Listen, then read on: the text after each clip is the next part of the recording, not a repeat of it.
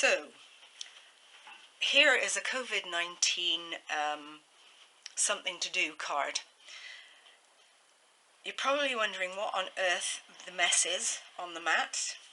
Hopefully you're going to make a card. Well, you're going to see me make a card, and then hopefully you're going to make a card, because what I'd really like to see is a bunch of emails showing pictures of cards that you have made after I hopefully have inspired you. Before I go on, I should say thanks to Bruno and Kylie Bertuzzi, who are Australian demonstrators, who reminded me of this technique. I have done it years and years ago, not in quite the same manner. I used to piece all my pieces of paper together on computer paper, but in this one you're using a mat, a black mat in this instance, to set off the colours. So without further ado, I should show you roughly what we're going to be making something to look basically like this. I can't see the camera, so I have no idea if it's straight, crooked, all in the picture or whatever, so forgive me. Right, on with the card. This is it. So, basic card, regular card size. The mat is the usual mat that I tend to do with my cards, which is 4 inches by 5 1/4. And you will need some Tombow glue, good old Tombow, multi-purpose glues, well used, well loved.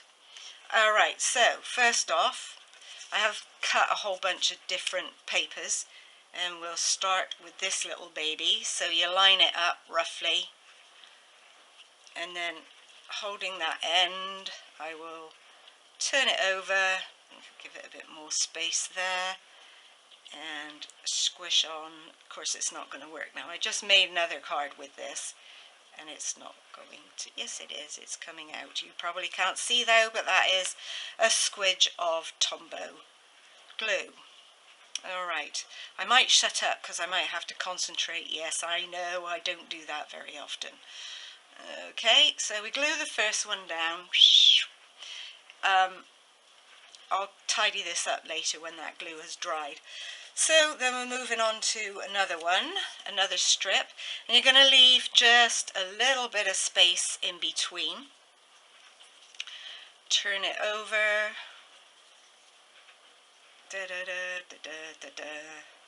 Something along those lines. Actually, that might need a bit more there and a bit more there, because we don't want it coming off when we, or I, trim it later. Alright, so going to leave a bit of space just so that you can have the black background showing, just to give it a bit of oomph and tra-la and stuff, and you just keep adding strips to the background piece there. Alright, so technical advisor, am I am I looking okay? Technical advisor? Yes, everything is good. Oh, good. Okay, so we'll do that one next, I think.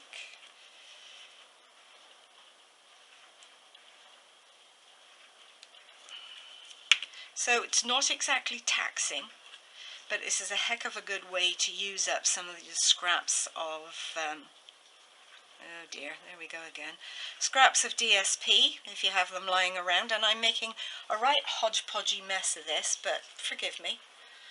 I'll forgive me. Whether you will or not is another story, but there we go. Of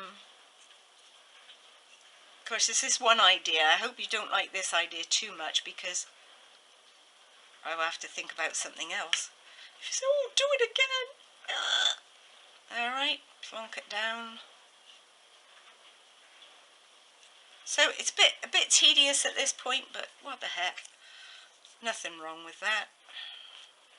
And I guess unconsciously I am alternating which way my diagonals go, but it doesn't have to be like that. I'll see if I can make myself do something different on the next piece. A bit too much glue there, but never mind. Let's see, let's put another one of those in because I seem to have an overabundance of those. So I need to go that way if I'm going to make it all go skew-if. Alright, so here we go again. And really you don't need a ton of Tombow. You could do this with snail, but the finer, the smaller pieces are going to be a little on the difficult side to, there we go, they're going to go skewy-fy a bit now. Yeah, when you're down here it's going to get a bit messy if you're using snail. But you could use whatever adhesive you jolly well like, or enjoy working with, or whatever it is. Everybody's got their own preferences. Now, what else have I got here? Oh, I don't want another one of those. Okay, I'll do that one. Sorry, got to straighten her out again a bit. Not too much, but a little bit. It upsets my eyes, I think that's what it is.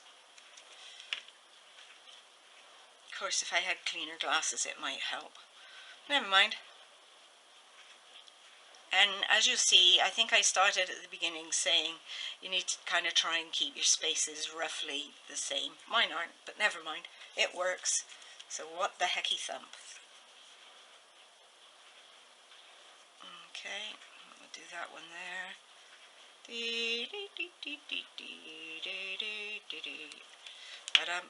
you like the background music? You might be able to hear the dishwasher going too. So at least you know my dishes are clean. Mind you, if you could see around the sink, there's a pile of dishes waiting to be done, but never mind. Oh la la, what's that one? Oh, that one. Yeah, we could put that one in again, couldn't we?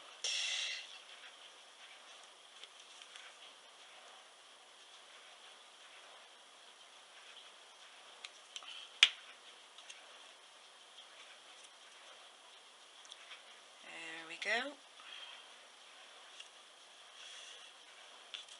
We'll have another one of those babies.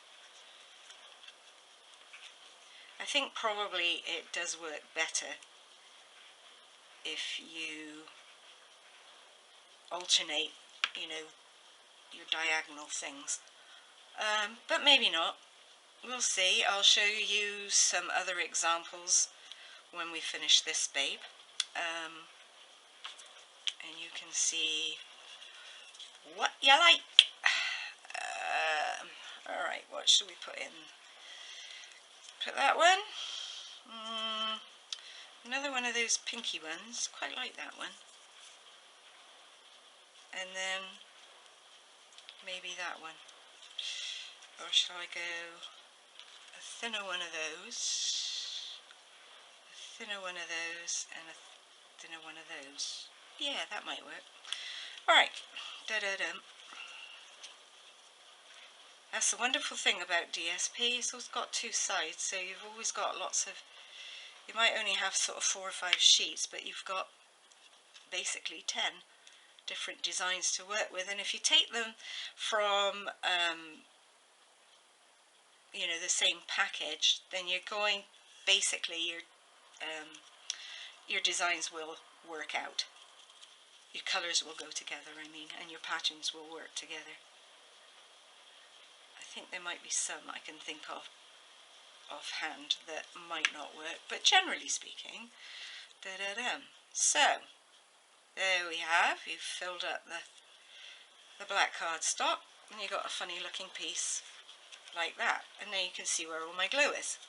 I'm going to put that aside a second while I stamp a greeting. I'm using Memento. You could also you could use StazOn, you could use embossing powder, whatever. If you use embossing powder, please don't forget to put embossing buddy down so that you don't get a black mess or a dusty mess.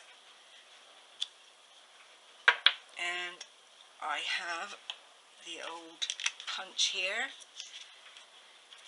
to cut that out, or to punch that out. I'm going to do that first. I have a little squidgely doodop thing to go underneath that. Oh, sorry, you're going to have to take it out of your vision, sight line, so I can find the right spot. I'll try and come back in. I think I might be close. Alright, so we line it up, punch it out. You know how to do that. You don't really need to watch me do it, but here we go. I think that's about even. So if you look at that on there, it's okay, but I think really it needs a black piece punched out as well. So we'll try that, and then put that over there, and then by the miracle of a pair of scissors or a paper cutter to make it absolutely straight, cut it in half. And then we will actually at the same time snip off those diddly bop bits there and there and there and there. It doesn't matter how, when, where, just cut those bits off somehow, and then we will sort of line that up somehow or another. Got snail for this. You could if you don't want to use Tombow for this, you can use your snail. And you just kind of line that up a bit, just to add a little oomph, and then we'll put some more on the back and line that one up about so, I think. Something like that. That'll do. Alright, let's get rid of the memento. Tombow. Other scraps. Now we bring in the cutter. Turn the work over. Oh dear, look, that one's gone for a little bit of a walk. The reason that I like Tombow for putting on the paper is that it's a little more forgiving than snail, so that you, if you don't like how it's gone down, you can lift it up and not bring half the cardstock base with you. Okay, mine came off neater than that, and I did it before, but never mind. Wonderful thing, I could always edit that bit out, couldn't I? Alright, so that's one, and then we turn it over and do the other side. Oh, took a bit of cardstock there as well, but never mind. Alright, so there we have your base plate, as it were. Probably I should have done something a little different there because it's a little unbalanced, but I'm unbalanced too, so that matches quite nicely really. And then snail it down onto the card base. Yep, that is all I use. Honestly, it's enough. And good old eyeballs, come on, hope you're right. There you go. And then I bring in, now, I don't want to go that way or that way. I think I want to go that way. And bring in some dimensionals. Quick, I might be running out of time here. Okay, should be done any moment now. And hopefully this has all worked out really, really well, because I don't know that I want to do this again. But anyway, or at least not this card, because I've made a bunch to show you. And I'm getting a bit tired of it. But never mind. That's all fine and dandy. Happy birthday. Do do do do do do do do. Something like that. I think I might, not that I have them here with me at the moment, I might sort of put a rhinestone on there. Anyway, that's your card.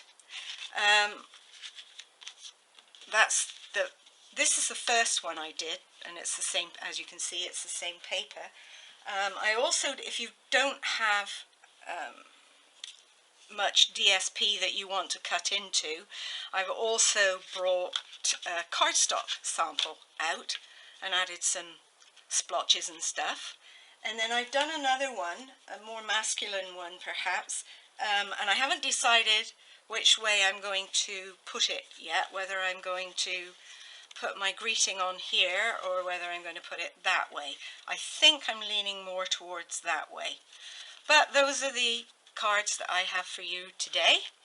Hopefully you'll give it a try, and please share. You only have to share with me, you don't have to share with everybody, but if you want to share with everybody, that would be grand. I think everybody would be, you know, thrilled to bits to see what anybody else has done. Take care. Please try and make a card. Please share. And stay safe. Wash your hands. Bye.